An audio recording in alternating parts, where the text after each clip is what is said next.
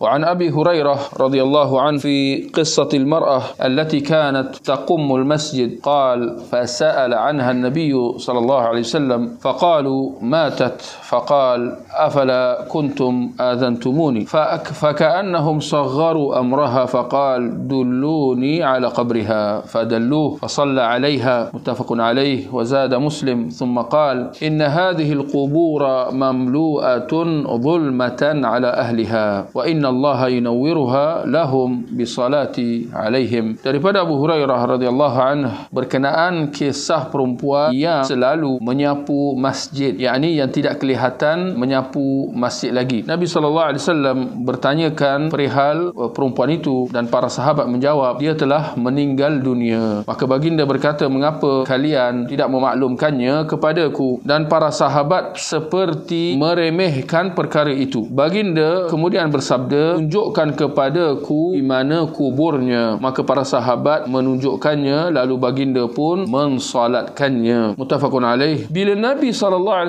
kata kepada sahabat, mengapa kalian tidak memberitahu aku tentang kematian dia? Bila Nabi mempersoalkan sahabat tak maklumkan kematian perempuan itu, Nabi kata, kenapa kalian tak bagi tahu aku? Maka ini bermaksud bahawa dianjurkan untuk mengumumkan berita kematian. Maknanya menghebah, menyampaikan, memberitahu kepada orang lain berita kematian, yakni khabar tentang kematian seseorang. Dianjurkan kerana Nabi menegur sahabat. Ini adalah teguran. Bila Nabi tanya macam tu, maka itu secara tersiratnya satu teguran. Yani apa yang mereka buat tu tak tepat. Sebaliknya patutnya mereka umumkan. Di sini boleh kita ambil perhatian tentang masalah pengumuman berita kematian. Itu adalah satu permasalahan yang tersendiri yang dalam istilah syarak disebut sebagai an-na'yu. An-na'yu. Pernah tak dengar perbahasan tentang an-na'yu? Saya ingat permasalahan ni jarang-jarang bahaskan. Sedangkan dia adalah salah satu perbahasan dalam hukum fiqh. Sejauh mana dibolehkan untuk kita mengumumkan berita kematian? Kerana ternyata bahawa ada yang diharuskan, dibolehkan, dan ada yang dilarang. Ada pengumuman berita kematian yang dilarang, seperti mana ada yang diharuskan.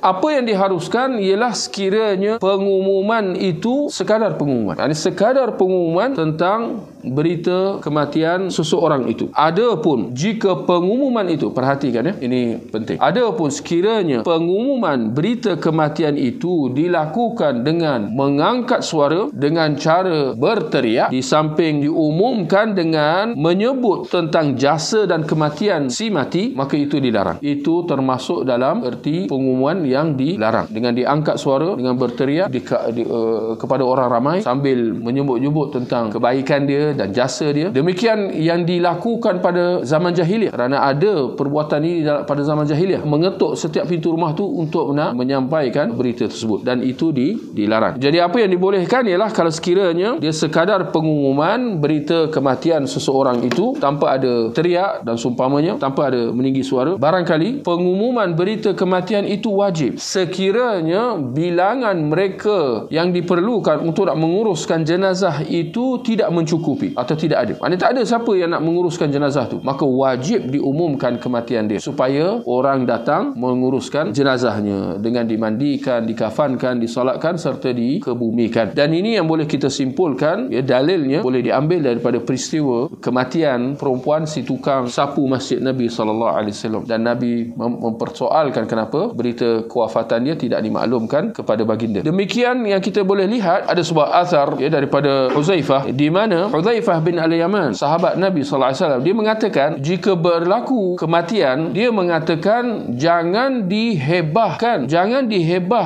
kematiannya itu kepada sesiapa, kerana sesungguhnya, ini kata Huzaifah, kerana sesungguhnya aku khawatir itu termasuk dalam pengumuman berita kematian yang dilarang, kerana aku telah mendengar bahawa Rasulullah SAW melarang perbuatan yang sedemikian. Yang ini nak kata bahawa ada hadis yang melarang perbuatan mengumumkan berita kematian, tinggal lagi larangan ini ada perincian dia seperti yang telah kita sebutkan tadi, iaitu jika ia dilakukan secara berteriak, dengan cara mengangkat suara, dengan cara menyebut-nyebut tentang kebaikan dan jasa dia. Adapun dalam hadis Nabi SAW telah menyiarkan atau apa? Nabi SAW telah mengumumkan berita kematian Najasyi. Nabi buat apa? Nabi mengumumkan berita kematian Najasyi. Ini merujuk kepada Raja Najasyi di negeri Habsyah pada hari dia meninggal dunia. dunia. Bayangkan, Nabi berada di Madinah, sedangkan Najasyi dia baru sahaja meninggal dunia di negeri Habsyah, pada hari ini negara Ethiopia. Jadi poin dia, Nabi mengumumkan berita kematian Raja Najasyi. Maka ini menunjukkan, atau ini menguatkan pandangan yang membolehkan pengumuman berita kematian atau yang melarang pengumuman berita kematian. Nampak? Seolah-olah perbuatan Nabi bercanggah dengan larangan dia. Tapi insya-Allah sekarang kita dah jelas bahawa perkara ini ada perincian. Ada pengumuman berita kematian yang diharuskan dan ada yang dilarang. Tinggal lagi kita kena tahu yang mana satu yang diharuskan dan yang mana yang dilarang. Maka yang diharuskan ialah pengumuman berita kematian itu dengan sekadarnya, yakni tanpa dengan berteriak, mengangkat suara, apatah lagi menjerit, terpekik, terlolong. Maklumlah bila ada kematian biasa orang akan rasa barangkali kerana terlalu bersedih maka dia sampai berteriak dan sebagainya. Maka itu dilarang. Demikian kalau dengan disebut-sebut kebaikan dia,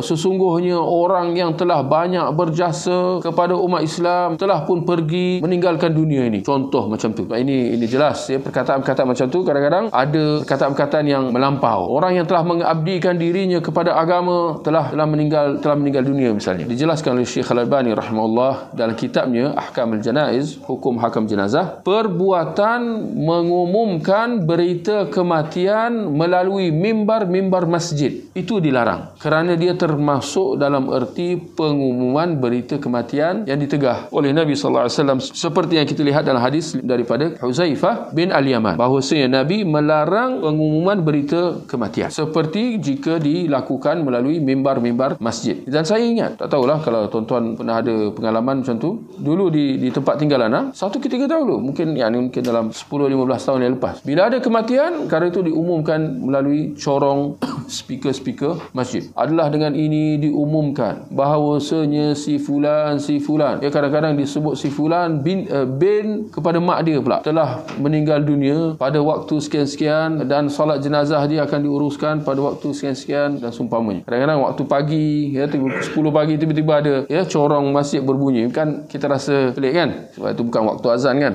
Tapi alhamdulillah sekian lama dah tak dengar pengumuman macam tu. Tinggal lagi persoalannya adalah kenapa dia orang tak buat. Kalau jika kerana ada kesedaran, alhamdulillah. Tapi kalau sebab yang lain, maka itu kena diperbetulkanlah. Demikian kalau diumumkan berita kematian itu melalui akhbar dengan ditempah satu halaman khusus dengan tertera dekat atas belasungkawa dengan ada gambar Allahyarham misalnya, sedekah Al-Fatihah ke apa, yang semestinya menuntut perbelanjaan besar nak tempah satu halaman surat khabar tu. Ini kita kata ini termasuk dalam pengumuman yang dilarang, sebab jelas ada takalluf, ada hulu melampau di situ. Adapun sekiranya diumumkan berita kematian itu melalui media-media sosial baru yang kita ada pada hari ini dengan tujuan untuk hadir solat jenazah, dengan tujuan untuk mendoakan kepada si mati, untuk beristighfar, meminta keampunan bagi dia, atau dengan tujuan untuk disampaikan takziah, ucapan takziah kepada